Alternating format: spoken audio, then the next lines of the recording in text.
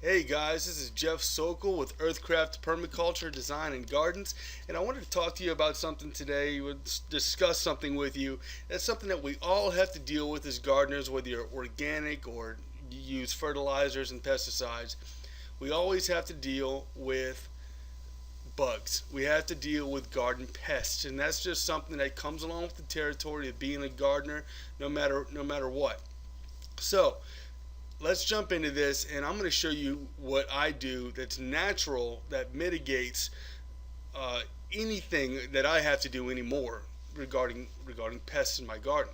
And it only takes about one season if you're starting from scratch. So let's jump right into this, guys. You guys have seen these before. These disgusting little creatures. They're called, I think they called yellow tomato bugs. Is what I've seen them labeled as. I'm not sure what their scientific name is, but these guys can absolutely ruin your tomato harvest. Not only do they look horrible and they look like something that you don't want to eat after, but it's a gross little bug that you know completely infests your tomatoes. And then they take their little straw mouth and they stick it down in the tomato just like the stink bugs do, and they'll suck out they'll suck out the fluid from the tomato. So and then they breed into something else, and I'm not even sure what that is. But all I know is I've seen these guys in my garden before, and I hate them. They're horrendous, and I'm in there all the time with soapy water and stuff like that, and a potato pump that I just had bleach in, a week before, you know, killing mold and stuff. And that was back in the day before I became an organic gardener. So we used to have these guys. We don't have problems with it anymore. First of all, let me caveat this.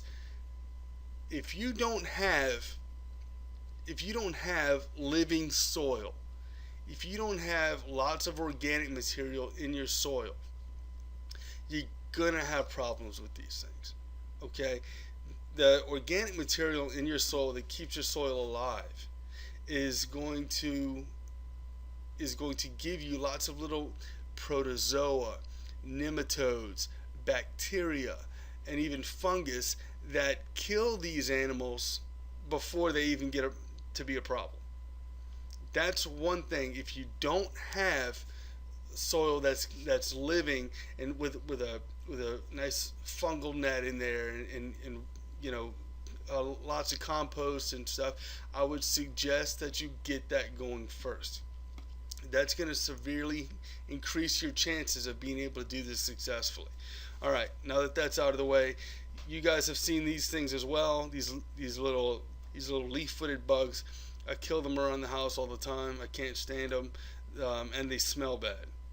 And this disgusting thing here, it's right here. It's eating a leaf, and they do the same thing in the gardens. These nasty little creatures here, these little stink bugs, they will ruin your tomato crop. They'll ruin your squash, and they disgusting to have in the garden, man. We don't want that stuff on our food. I understand that being an organic gardener, you have to deal with some, bug bites and stuff like that. But an absolute infestation is uncalled for. Okay, and I'm going to show you what we do to mitigate that. First of all, if you have aphids and stuff like that, little tiny things, there's birds that you can get. Okay, there's birds that you can get like guinea fowl, for example, quail. They can come through there. Quail will go through there, and so will guinea fowl. And a guinea fowl it's a pretty good sized bird. It's between like a turkey and a chicken. So they will eat aphids and all these pests in your garden. The birds will. Okay. But look, I don't have birds roaming around my property. I have chickens, but I don't let them in the garden. So I'm going to show you what I do to keep this up. First of all, the guinea fowl are loud. They're very loud. They disturb the peace in my peace. I'm out in the country, so every time somebody comes in the driveway, I've already got a dog that talks too much. I don't need those birds yapping as well. Um, of course, you can buy ladybugs and get ladybugs to help keep your aphids down. We're abundant with ladybugs, thank God. and they're all over the place. So that's something that everybody knows about. You can get praying mantis. You know, these are all bugs that you can get. But the most effective thing that can eat a lot of bugs and and keep your garden pests down to a minimum, keep them from breeding, are these guys right here.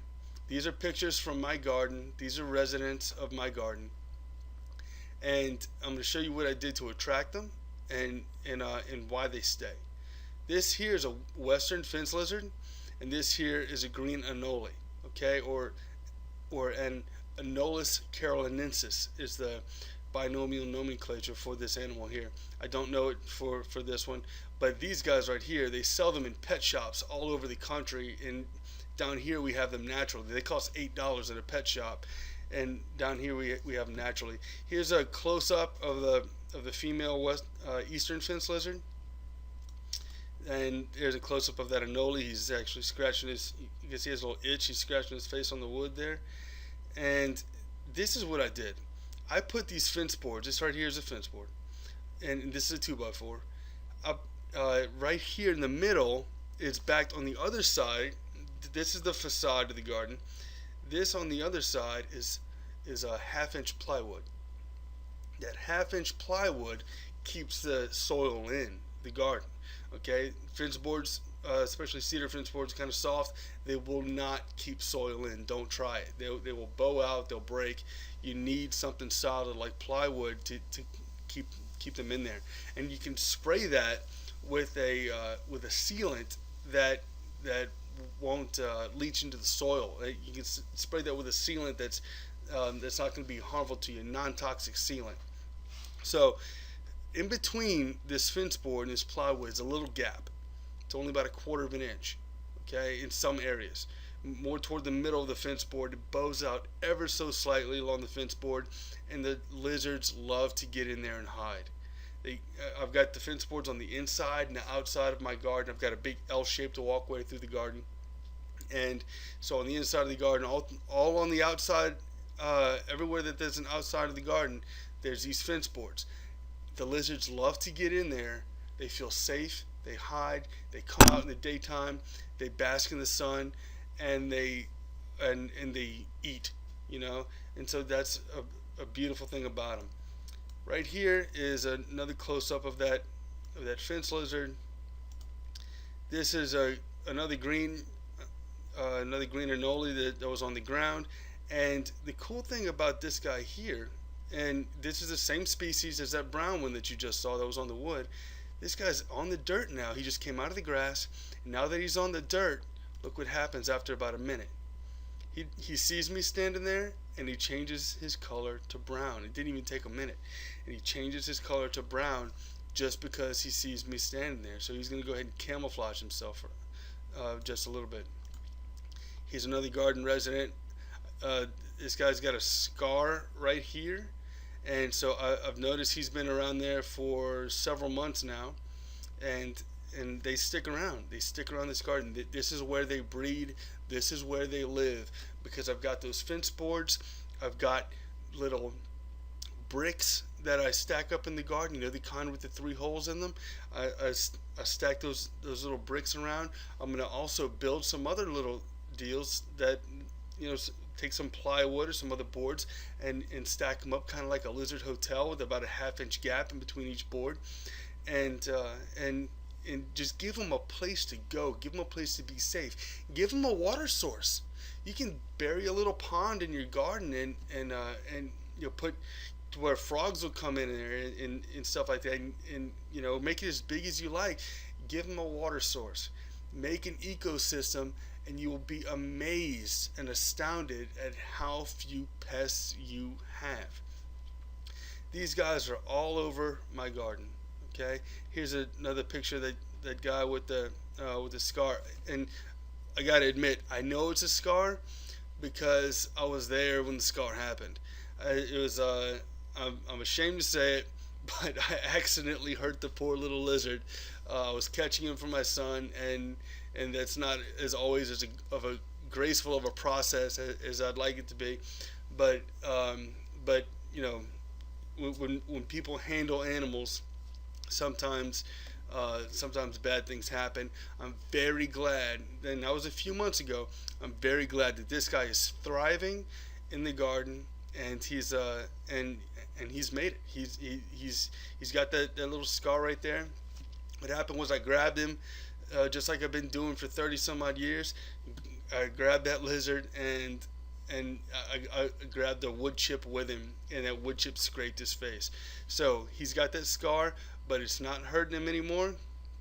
He's running around, he's doing his thing, and he's looking pretty good for the ladies. So actually, this is funny. You see this wire bale right here is the same wire bale that that that this one was at. So this must be a female, and this other one is a male, and he's looking down at her, and he starts flashing his thing. It's flashing his throat right there, and that's what they do. They do this little push-up action. They go up and down, then they flash that that thing on their throat. So glad to see this guy's doing well. He's obviously thriving. Guys, these lizards are imperative for pest control in my garden. I can, there's only so much you can do with a praying mantis. There's only so much you can do with these other, with other insects.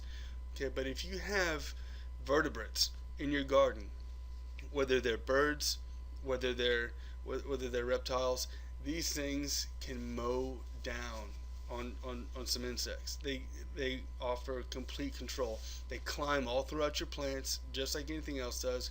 They're faster than the other insects, and they just rock it, man. So let's say you don't have any. Maybe you don't have any of these animals on your property, or maybe you live in the city or something like that, or in a suburban area, and you just might not have these animals around. You can get them. If you contact me at earthcraftpermaculture.com, I can show you places where we can get them for you, get them sent to your house.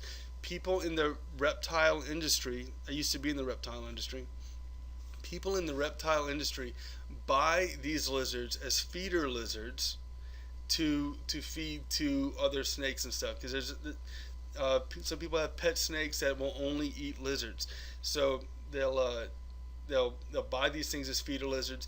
They'll buy house geckos, the geckos on the outside of your house that we have down here. They buy these guys. They buy fence lizards. And the thing is, another thing, I told you that these guys are for sale at $8 a pop.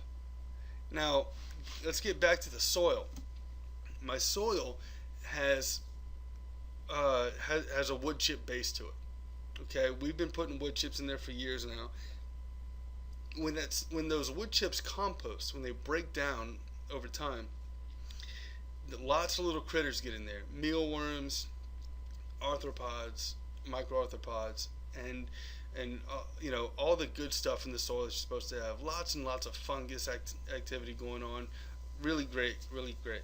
So this stuff is what keeps these guys fed during all the other months when there's not a lot of pests around. So these guys go dig a little bit, and they're pulling up mealworms all the time for free. I keep these guys in my garden because my garden's completely organic, and I've got mealworms in there. So these guys go and dig up their own food, and they rid my garden of mealworms. They're getting fed. They're sticking around because there's food there. And while the only thing growing in my garden are shallots at the time because it's winter time, and these guys are either hibernating or keeping themselves fed on warm days. We didn't get much of a winter down here this year, so they had a lot more activity. Now, I would highly suggest that if you want to, you can call me. You can consult with me, and I'll help you get your garden going back organic. I can even show you maybe some things on your own property that you can do to help this whole process move forward to where you don't have to use pesticides. You don't have to do anything, and just let nature take its course. And the way this was designed is to have balance. to have complete balance. So guys, I really hope you enjoyed this video. This is what we do to mitigate pests in our garden, and we're really excited about it, and we can help you have this same thing, and even give you some ideas on how to attract them, and how to and not only how to attract them, but how to keep them. So God bless y'all. Y'all take care. Be encouraged, and I hope you enjoyed it. Subscribe subscribe to my channel if you haven't done so already. Thanks.